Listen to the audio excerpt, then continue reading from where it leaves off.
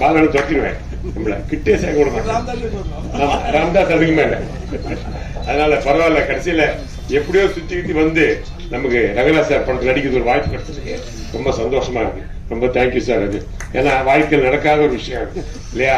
ரொம்ப முயற்சி பண்ணேன் அதுல. அதனால நிறைய படங்கள் வந்து ரவிக்குமார் சொல்லுவார்ல, எடுத்த படம்லாம் ஓடாதுன்னு.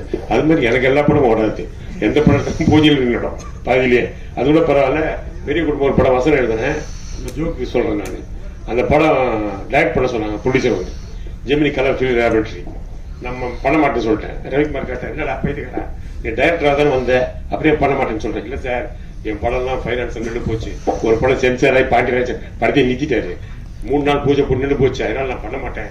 ஒழுங்கா நீங்க சம்பளம் கொடுக்குறீங்க, நான் பண்ண மாட்டேன் டைரக்டர் திட்டினாரு ரவிக்குமார் சார். முட்டாள், அவங்க தான் ஃபைனான்ஸ் எல்லாம் நின்று போச்சு படம். ஆனா இது வந்து யார் தெரியுமா company? Gemini colour film laboratory. Film வச்சிருப்பாங்கடா, காசு இல்லைனா பிலிம் இருக்கு, பிரிண்ட் எடுத்து ரிலீஸ் பண்ணுவாங்க. அப்படி சொல்லிதான் டைரி கொடுத்தா டைரக்ட் பண்ண சொன்னாரு. எனக்கு ரொம்ப சரி, அதுவும் டைரக்டர் சொல்ற கருத்து தானே ரவிக்குமார் சொல்றாங்க. ஒரு சந்தோஷமா போய் டைரக்ட்லாம் பண்ணாங்க. டிஸ்கஷன் பண்ணி ஜெயராம் மீனாங்க ஆகாஷ் கொடுத்து மணிவண்ணன் விவேக் ஆகாஷ் முதல் நாள் ஷூட்டிங் 3 ஷாட் எடுத்திருப்பேன். ஒருத்தவன் தான் ஷூட்டிங்கை ஸ்டாப் பண்றான்ட்டான். என்னடா பெப்சி பிரச்சனையான்னு கேட்டேன். அதெல்லாம் ஒண்ணே இல்லை சார், பிலிம் இல்லைன்னு போயிட்டான். இது யாரும் கேள்விப்பட்டிருக்கோம் அது மாதிரி. அப்ப மணிவண்ணன் சார் சொல்றாரு, Ramesh Kanna film company film இல்லைன்னா நீ எல்லாம் எப்படா டைரக்டர்? அதான் உண்மை. ஆனா கடைசியில் தலை அஜித் தலை சொல்ற ஏகே அவரை வச்சு ஒரு படம் பண்ண தொடர்ந்து அதுக்கு இளையராஜா இசையமைத்த ஒரே படம் அஜித் படம் தான். அதாவது சினிமால நீ சினிமாவை நம்பி உழைச்சா நிச்சயமா சினிமாவில் கை கொடுக்கும், மாற்று கருத்தே கிடையாது. அதே மாதிரி எங்க செல்லுமணி சார் இருக்கிற வரைக்கும் எங்கள் தொழிலாளர்களுக்கும் சரி, டெக்னீஷியன் சரி, சினிமாவுக்கும் சரி ரொம்ப நல்லது. நீங்க இருந்துகிட்டே இருக்கணும், எங்களுக்கு வேற வழி கிடையாது. ஏன்னா படைப்பாண்டு தான் அவர் ஆரம்பிச்சாரு தொழில. இப்போ அதனால படங்கள் நிறைய பண்ண முடியல பாவம். ஆனா இன்னைக்கு வீடு கட்டுற அளவுக்கு எங்களுக்கு எல்லாம் ஒரு வழி போறதுக்கு இருக்காரு. அதனால அவருக்கும் தமிழக முதல்வருக்கும் உதயநிதி எல்லாருக்குமே துணைமுறைகளுக்கு நன்றி தெரிவிச்சுக்கிறேன். ரொம்ப முக்கியமான விஷயம், சினிமா சின்ன படங்கள் ஓடணும்னா சின்ன படங்களுக்கு சின்ன தியேட்டர்கள் தேவை. அது நம்ம ரொம்ப காலமா செல்வனி சார் சொல்லிட்டு இருக்காரு. அது உண்மை. ஏன்னா 200 ரூபாய் 300 ரூபாய் கொடுத்து டிக்கெட் பார்க்க பண்ண முடியாது. ஆட்டோ ஓட்டுறவங்க, ரிக்ஷா ஓட்டுறவங்க, ரோட்ல கடை வச்சிருக்கவங்க எப்படி பார்ப்பாங்க? அவங்க அந்த காம்ப்ளெக்ஸ்குள்ள போறதுக்கு பயப்படுறாங்க. ஏன்னா மாடல் காம்ப்ளெக்ஸ் ஸ்டைலா போறாங்க. அப்புறம் உங்களுக்கு பார்க்கிங் விட்டா 3 படத்துக்கு டிக்கெட் பார்க்கிங்ல வாங்கி போயிடலாம். அதுல 3 படம் பார்த்துக்கலாம். அப்புறம் அந்த காலத்துல நீங்க பாத்தீங்கன்னா சஃபேர் தியேட்டர் இருக்கும், பெரிய தியேட்டர், பக்கத்துல சன் தியேட்டர் இருக்கும் நம்மள மாதிரி ஆளுங்க பார்க்கறதுக்கு. தேவி பேரடைஸ் சாந்தி இருக்கும், பக்கத்துல பிளாசா சந்திர ஒரு தியேட்டர் இருக்கும் பேரடைஸ்.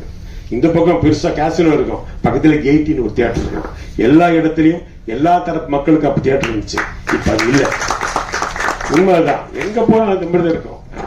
நீங்க பாத்திருப்பீங்க, 5 ஸ்டார் ஹோட்டல் போது சாப்பிட்டு இருக்காங்க ஃபுல்லா ஆளுக்கு சாப்பிடுறாங்க. சாதாரண நடுத்தர ஹோட்டல் சரவணம் போகணும், அடையாளம் போகணும், இந்த மாதிரி ஹோட்டலையும் சாப்பிட்டு தான் இருக்கிறாங்க.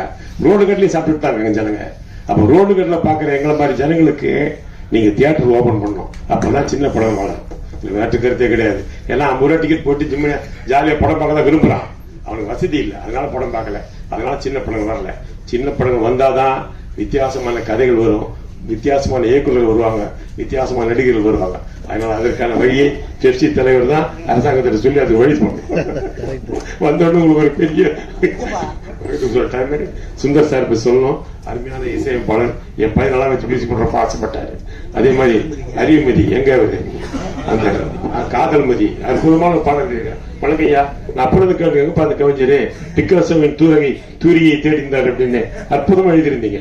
அதாவது இங்கிலீஷ் படங்களை பத்தி எழுதியிருந்தீங்க, நல்லா இருந்தது. ரொம்ப வாழ்த்துக்கள். நல்ல மியூசிக் நல்லா இருந்தது. அது அழகான 2 பேரு. ஸ்ரீகாந்த் பத்தி சொல்ல வேணாங்க. ஸ்ரீகாந்த் சூப்பரா இருந்த படத்துல எப்படி ஹார்ஸ் ரைட் பண்றேன். எனக்கு தெரிஞ்சு சினிமால ஹார்ஸ் ரைட் பண்றது பிரபு சார் மட்டும் தான், இளைஞரன் பிரபு மட்டும் தான் பண்ணுவாரு. ஆனா நீங்க அற்புதமா பண்ணாங்க, ரொம்ப ஆச்சரியமா. வெரி குட், சூப்பர், ரொம்ப எக்ஸ்டன்ட். அன்னைக்கு வந்து இவ்வளவு அற்புதமா தைரியமா சூப்பரா பண்ண, உண்மையில பாராட்ட வேண்டிய விஷயம். அதே மாதிரி அவங்கள பூஜித்தாவும் ரொம்ப வெரி குட் ஆக்டிங், ரொம்ப நல்லா இருந்தது. ரொம்ப முக்கியமான விஷயம்னா பாடல் காட்சியில கதைகளை சொல்றாரு, அதான் ரொம்ப முக்கியம். சினிமா வெறும் எல்லாரும் 10 பேர் ஓடுவாங்க, ஒரு 20 பேர் குரூப்ஸ் ஆடுவாங்க. இவனும் அந்த பொண்ணு லவ் பண்ற மாதிரி பாடுவான், அவனும் பாடுவான். இவன் லவ் போட்டானா ஹீரோ லவ் போட்டான்னு தெரியும். அவனும் கூட ஒரே மாதிரி அவனுக்கு எப்படி தெரியல. ஆனா இதுல அப்படி இல்ல, 2 பேரும் ஏமாத்திக்கிறாங்க. அதெல்லாம் கதையிலே டைரக்டர் சொல்லியிருக்காரு. அதான் உண்மை, அதான் டைரக்டர். படம் சினிமால பாட்டுல கதை சொன்னா நம்ம இந்த பாட்டை ரசிப்போம். பாட்டு நல்லா கூட அழகா பார்ப்போம். இப்ப இசையை சேர்ந்து கதையை சேரும்போது படம் பெரும்பாலும் வரும். நிச்சயமா அந்த படம் மாபெரும் வெற்றி அடையும். கொஞ்சம் காதல் கொஞ்சம் மோதல் நிச்சயமா ஒரு அற்புதமான படம். ரொம்ப நாள் எடுத்தாங்க, ரொம்ப நாள் டைட்டில் சொல்லலைங்க இல்ல சார். படம் முடியலன்னு டைட்டில் சொல்ல, அது ரொம்ப முக்கியமான விஷயம். எனக்கு பிடிச்ச நடிகர் டெல்லி கணேஷ் அவர்களை இழந்தது ஒரு மாபெரும் துயரத்துக்கு விட்டது. ஏன்னா ஒரு அற்புதமான நடிகர். அவர் கே.ஆர். விஜய் படம் நடிச்சார். படம் கொஞ்சம் ரொம்ப நாள் கழிச்சா டைட்டில் சொன்னாங்க. அப்ப ரொம்ப நாள் யோசிச்சாங்க நினைக்கிற டைட்டிலுக்கு. அப்பெல்லாம் யோசிக்காது சார். இப்பெல்லாம் யோசிக்கிறது இல்லை யாரு. பழைய படத்தை பராசக்தி, காதலிக்கு நேரம் இல்லை, இப்படி பழைய படத்தை டைட்டில் அழகாக வச்சுட்டு போயிடுறாங்க. டைட்டில் திங்க் பண்ணவும் டைம் இல்லை டைரக்டர் இருப்போம். அதான் உண்மை. என்ன தெரியுமா சார், அந்த பழைய படம் அந்த காதலிக்கு நேரம் சொல்லி பராசக்தி சொல்லும்போது அந்த படம் ஞாபகம் வருது. உன் படம் ஞாபகம் வர மாட்டேங்குது. அதான் உண்மை. பழைய படங்கள் ஏன் டைட்டில் வைக்கிறீங்க? புதுசா டைட்டில் வைங்க. அது ஒரு வழி பண்ணுங்க தயவுசெய்து. இந்த டைட்டில் பிரச்சனை அந்த காலத்துல இருந்து இருக்குது, இன்னொரு. அதனால நல்ல படங்கள் எடுத்து நல்ல திரைப்படம் கொடுக்கணும். அதுக்கு சின்ன படங்கள் வாழணும். அதான் உண்மை. அது ரங்கராஜ் டைரக்டர் சார் மறுபடியும் வரணும். தேங்க்யூ, நன்றி.